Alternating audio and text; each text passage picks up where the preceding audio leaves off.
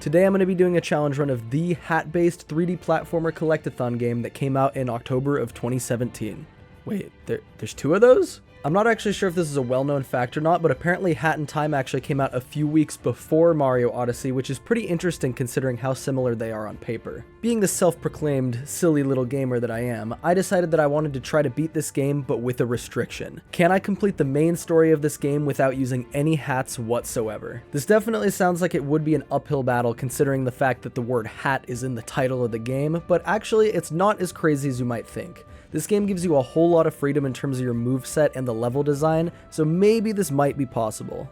The rules for this one are very simple. If you would believe it, I can't press the hat ability button, which is left trigger if you're playing on a controller like God intended for 3D platformers. And as an added bonus, I decided that I wouldn't collect any yarn either because I thought it would be an extra flex to make it all the way through the game without even collecting the thing that you need to use to make hats. And at first I also added the additional rule that I wanted to beat the game without using badges also because they kind of felt like hat abilities, but we're going to talk about that one more later. Also, one more thing that I wanted to mention before we get started. Whenever I think of a challenge idea to do for a YouTube video, I actually do tend to go to YouTube and look it up just to see what kind of videos exist out there, but I also choose not to watch them before because I don't want to spoil the challenge for myself. Part of the fun of doing these challenge videos for me is not knowing whether it's possible or not and kind of just going in blindly and seeing if I can lab it out. So that's why I try to do pretty minimal research on the challenge before playing it. But I should mention that there's a video by YouTuber That Guy Trav where he tackled this challenge and I have not watched it as of recording the gameplay. I'll go ahead and link his video below because he did make his video first, and now let's get started on In Time. Alright guys, vote down below in the comments if you want me to start as Hat Kid or as Bow Kid. Alright, you guys picked Hat Kid. Let's do Hat Kid. God, if only there was some sort of feature on YouTube where you could, like, interact with your audience while you played a game so you could have them, like, make decisions like that for you. Be sick. The biggest challenge I faced in Mafia Town was actually my webcam while I was recording because for some reason the connection between my phone, which is what I'm recording with, and my PC was really laggy and nothing I did seemed to fix it. Dude, why is my webcam f***ing up? It's literally connected to my PC via USB. This is so stupid. It was really frustrating and it got to the point where I was about 95% focused on my camera and about 5% focused on the game, but that doesn't matter. Let's just ignore that part. Mafia Town doesn't really require any hats to get through since it's so early in the game, so I was able to snag both the time rifts and every main mission except for one. The only level in Mafia Town that isn't possible is the level cheating the race because you're normally required to use the time stop hat to pass it. There is actually a pretty sick method to beat that level without using the time stop hat, but it still requires the sprint hat, so that's still a no-go. But hey, we got 8 out of 9 of the normal timepieces in Mafia Town, and that's out of the 25 that we need to beat the whole game. For some reason while I was recording this challenge, I totally forgot that you needed 25 timepieces to beat the game and kept misremembering it as 20. So later in the run, I got a little discouraged when I remembered that it was 25 instead of 20, but that's all on me, I'm just stupid. Battle of the Birds started off pretty much the same as Mafia Town. Deadbird Studio, Picture Perfect, Murder on the Owl Express, The Big Parade, and the Train Time Rift were all pretty free without having to use hats. Alright, so now is when you get to decorate your thing.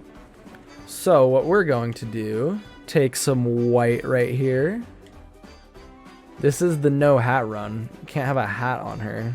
You know what? I'm just gonna leave her like that. I think that looks fantastic. That's perfect. Perfectly fitting for this challenge, no hat challenge. That's not Hat Kid right there, that's just Kid. The real issue here was Train Rush, which requires the hookshot badge several times throughout the level to beat. There is literally no way around using this badge since the actual level doesn't even trigger unless you hook this little switch. So I was forced to leave Battle of the Birds with only 5 out of the 9 normal timepieces here, which is a little bit of an L. Luckily, I had more than enough to unlock the next area, Subcon Forest. I didn't really have any problems with the first mission, but then I was presented with a choice to make. Okay, well this one right here is obviously not possible because you have to use the sprint hat to use the scooter to deliver mail.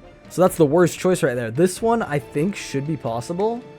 So let's go ahead and sign that. Man, I actually think that I might strike out a little bit when it comes to timepieces, but we'll see. Picking the mail delivery level was definitely not an option because you can't complete that mission without using the sprint hat. Remember to put it on your sprint hat, or it does absolutely nothing. So I opted for Queen Vanessa's Manor instead. You literally aren't even allowed to use hats inside the mansion, and it doesn't take any to get there, so this level was totally free. Okay, yeah, you're literally not even allowed to use hats in this level, but none of that even matters because If you just crawl through right there, it skips the level.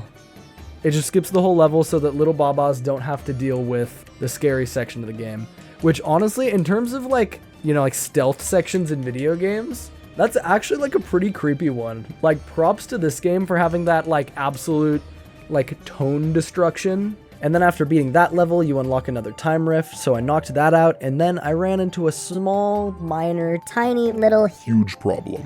I can't do any more levels here. The Subcon Well level is where you unlock the hookshot, and you are required to use it to finish the level. Toilet of Doom requires the hookshot to reach the arena, and like I mentioned before, the mail delivery level still needs the sprint hat. And to top it all off, I'm not able to fight the chapter boss for this area since you have to complete all of the previous missions to unlock it. And in case you weren't keeping count, that makes precisely 3 out of 8.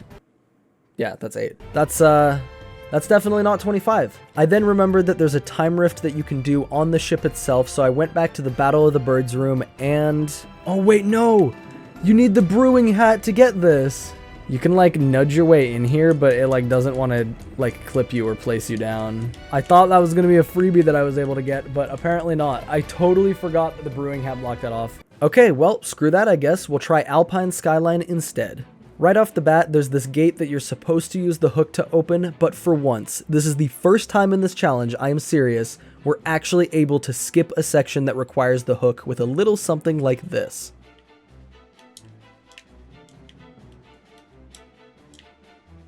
Oh, easy. Okay, sick. After that, I kept heading up these stairs, and I thought I was going to get stopped by this gap right here that you're supposed to hook across, but, that's probably crossable.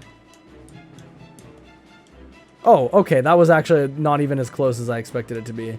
Oh, this one's a double, though. Uh-oh. But don't worry, my victory was short-lived because after that, I was stopped by this gap, which is just slightly wider than the last one that we were already barely able to get across, so yeah, that's a no-go. At this point, I had to reevaluate my options for this challenge a little bit. Going in, I had wanted to avoid using any DLC levels to avoid making this pay to win, and honestly, I'm just not as familiar with the DLC levels anyways, so I didn't want to have to play them again and look stupid. But the DLC levels weren't an option anyways, since Nyakuza Metro requires multiple hats to get to, and then the cruise ship level that I'm sure has a creative name, I just can't remember it, requires 35 timepieces to get to, so neither of those options are very helpful here anyways. After a good old round of mental gymnastics, I decided to just get rid of the badge restriction rule for this challenge. My only roadblock at this point was not having access to the hook shot, and while I did want to go badgeless, they're still not hats, so I was okay with letting myself use the hook badge. I did still avoid using other badges just for the challenge's sake, and I mean, I was too lazy to get any of them.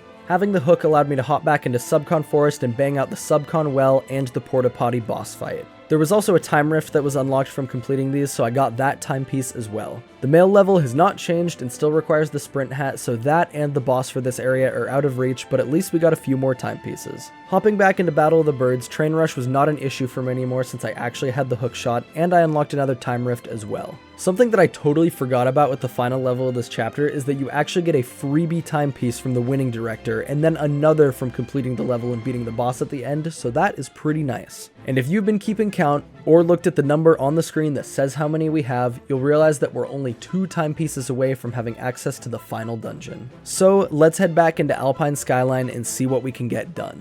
With the hook, we're actually able to get up to the main part of the level, and then there are 4 different options that we have for sub-areas within Alpine Skyline. I was pretty sure that I remembered that the Twilight Bell took a lot of hat abilities to beat, so I went ahead and headed for the Lava Cake instead. This section is probably the shortest and easiest in all of Alpine Skyline, so I banged that out no problem for timepiece number 24. And for the final stretch, I decided to head in the direction of the windmill. There were some technically unintended jumps along the way, but realistically none of it was too challenging. This particular level is absolutely unhinged with how long it was, but all of it was just jumping and platforming and all that standard stuff, so boom. 25 timepieces. Now this is where the video gets really stupid. I headed up to the attic to get into the final level, and look at that. You're supposed to use every unlockable hat up to this point in order to access the final level.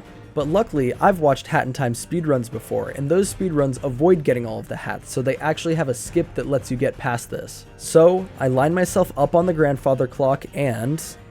Wait, what? That wasn't even close. I kept trying, but I just could not get anywhere near the amount of height I needed to clear the gate, and out of frustration, I decided to look up if it was patched, and surprise, it was. It's great, really fantastic that I'm not insane, but that means I can't beat the game hatless, right? Well, there's actually a silver lining. You can access the older versions of this game on Steam, which has the shorter gate that HackKid is actually able to get over. Yeah, this might technically fall outside of the rules of this challenge, but it's my challenge, I make the rules, and I mean, anybody who has this game on Steam could do this anyways, so fair game? Maybe? Now, when I went to downgrade my version, Steam warned me, and I quote, "This will royally f*** your save data," so I made sure to back up my save data before continuing. I was worried I was going to have to play through the entire game again on version 1.0, but actually I was able to load my save file from the newer version somehow, but it was a little janky. The game still played the opening cutscene and made me go through all the beginning interactions as if it was a new file, but it still did say that I had 25 timepieces. After getting chucked into Mafia Town, I paused and exited back to the ship, and to my surprise, the ending of the game Mustache Girl cutscene actually triggered. Oh, wait, it triggered the ending. Okay, cool. I don't have to play the whole game again, thank God. Since I didn't technically collect the first timepiece on this file, the ship was still really dark, but I mean, just a minor side effect. This is so fitting though, I literally lost my hat. I don't have any of my equipment, so I could actually try to finish the game without hats. It's legit. I headed up into the attic, lined up, and actually first tried the jump over the gate because it's literally free in this version of the game. Oh my God, I did it first try. It's so easy on this version of the game. Doesn't matter that it's night mode or nothing. And with that, there were only 2 more obstacles between me and completing A in time. Mustache Girl herself and this stupid damn wall of sadness and despair. The wall is absolutely massive and there's no way to jump over it or around it or anything like that, but luckily the speedrun community once again has a solution for us. Final area skip. This solution kind of creates another problem though. I have to actually learn how to do this trick and perform it in order to finish the game. 4 cheeses here. You want to sleep on my desk? Apparently you are supposed to go in here. Yeah, I'm so gonna end up dead. Okay, that's alright, that's alright. Okay, I think 3 damage is fine. 4 damage is not fine though. No, 4 cheese, stop! No, my kitten is pressing my keyboard. You little bastard, you're so cute, but stop. You little goblin cat. These are just typical everyday orange cat activities. Alright, we're gonna put you right there, okay? After a bit of practicing, I got the first part of it down pretty decently, and no thanks to the tutorial I was watching, I was able to figure out the slide part. Alright, I'm not gonna say what tutorial I'm watching to do this trick, but his tutorial's not very explanatory. He described it as like one of the buttons you need to press there, he's like, and if you accidentally do this, just time your input, and then you're good. It's like, dude, that's not helpful advice at all. No, I'm just gonna go for it. I'm just gonna go for the slide. The sliding itself isn't actually challenging at all, you just have to kind of gently steer HackKid in a straight line. The hard part about this is that there's these few kind of random spots that you have to steer around or hit some pretty precise jump inputs to avoid bonking and falling off into the lava. Let's just say that the explanations in the tutorial video I was watching left a little bit to be desired, so I kind of just had to throw myself at it over and over again until I could figure it out. Okay, we're successfully past that part. I didn't, no! I need to stop bumping this stupid right trigger. I keep doing that. That's like probably, I think that's like the 3rd time I've died that way. I literally knew I should not press it. I just like bumped it from like handling my controller. Is that fine? No, it's not fine. It's absolutely not fine. Oh, did I do it? Did I do it? Did I do it? Okay, I'm standing still. Let's make sure I watch the rest of the tutorial so that I don't screw anything up. After literally over an hour of some janky trial and error, I got a little bit over halfway through the level, and at this point I was past the wall, so I figured I would just drop down and get back into the level and finish it normally. Okay, I think for the purposes of the hatless challenge, it's chill if I just drop back into the level. 'Cause there's like a hole, I think. Yeah. Can I just get back in? Don't tell me I screwed this by hopping right here. Because that right there is the wall that we need to be past. Please tell me I can get back into the inbounds. But then I got stuck out of bounds. Great. Oh, what do I do? I don't know how to get back in bounds from here.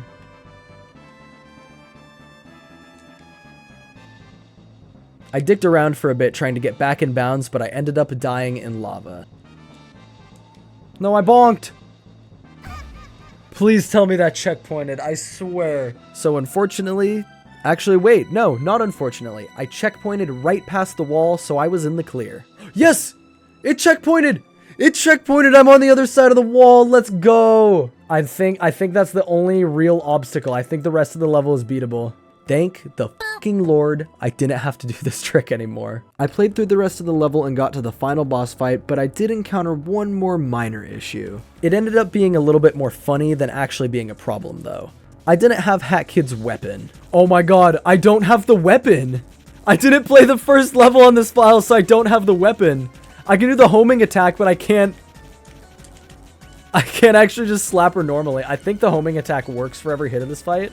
You get the weapon from beating the first level in Mafia Town, and on this save file, even though I technically have 25 timepieces, I didn't actually complete the first level, so I literally do not have the umbrella to hit Mustache Girl with. Fortunately, the homing dive attack does still work, so I'm able to damage her with that all the way through the fight. And surprisingly, the final boss of A Hat in Time doesn't require any hats, so that's GG, folks. The final thing spawns, the big ball of timepieces, and once I touch this, I have officially beaten Hat in Time, hatless. No hats required. You know, this challenge was paced super weirdly because it was pretty much free right up until the middle where I had to kind of wiggle my rules a bit, and then it got absolutely brutally difficult in the end by comparison. But with a little bit of version 1.0 special sauce, I can say that it's possible to beat A Hat in Time without using any hats. One thing that I actually saw after recording this challenge was a speedrun completing the game hatless and badgeless in less than an hour. It uses a complicated glitch to clip into the Nyakuza DLC level to avoid all the other areas that you get stopped at for not having the hook shot. I didn't want to deal with any of that, so I just went for the hatless challenge on its own, but I figured I'd mention it because I thought it was cool. Either way, this video was a fun opportunity to learn some speedrun tricks for this game. Maybe if people like this video enough, I'll actually learn how to speedrun the game normally, but it looks really hard, so we'll see about that, I guess. Anyways, have a good one, guys.